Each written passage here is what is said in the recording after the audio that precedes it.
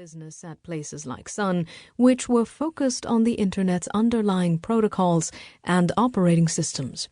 Sun's history, as captured in these pages, is part of the history of both Internet business and Internet culture. Closely related to the Internet is Silicon Valley's unique business culture, which Sun, as much as any company, has exemplified over the years. Sun's founding quartet of Andy Bechtolsheim, Vinod Khosla, Bill Joy, and Scott McNealy are inspirational prototypes for the legions of Silicon Valley entrepreneurs who have followed, and its brilliant technical contributors like James Gosling have rightfully earned legendary status among their peers. Together with their colleagues, they built a company that has come to typify an approach to work and life that might be called the Silicon Valley way. Incredibly smart people working incredibly hard in an atmosphere of high risks and high rewards.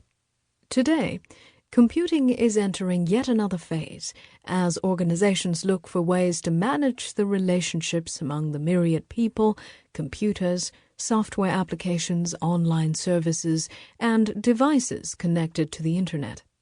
This is a new era of directory-enabled networks that know and serve every user, applications that can be accessed anywhere, and intelligent devices from cellular phones to vending machines that can be managed and controlled over the network.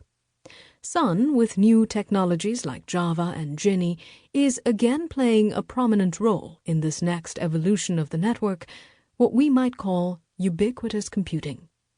A new law of relationships is determining success in this new era where no single vendor can hope to control the user's access to information and resources. The winning hands will belong to those vendors who can help customers establish digital identities and manage this growing complexity. One of the strengths of Karen Southwick's excellent book is that it takes us on a straight path to the future.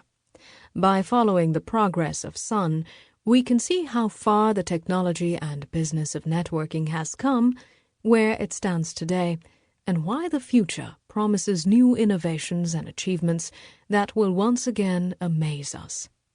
My 14 years at Sun were an incredible delight, with the highs higher than I could have ever asked for.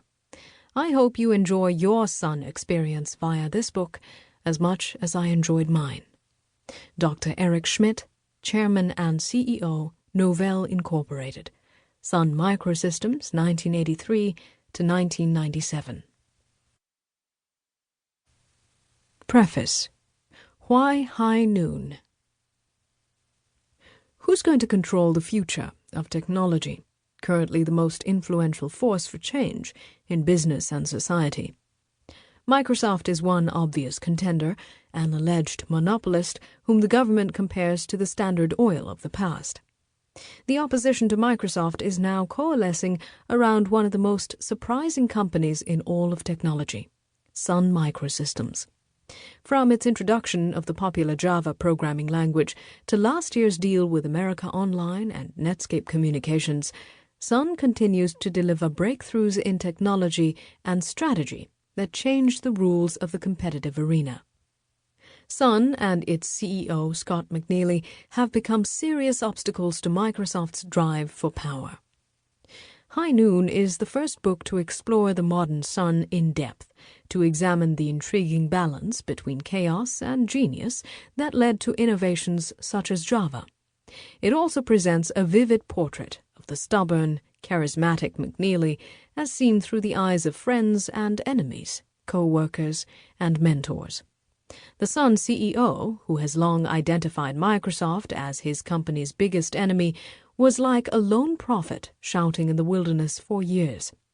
Critics dismissed his dire warnings about Microsoft, calling them envious whining about a more successful rival. But today, even the U.S. Department of Justice is sounding the same cry. McNealy has become the focal point for those who seek to guarantee businesses and consumers multiple choices about how to access the Internet and where to buy an operating system. In rich, evocative detail, High Noon tells the Sun story. From its shaky beginnings in 1982 to its emergence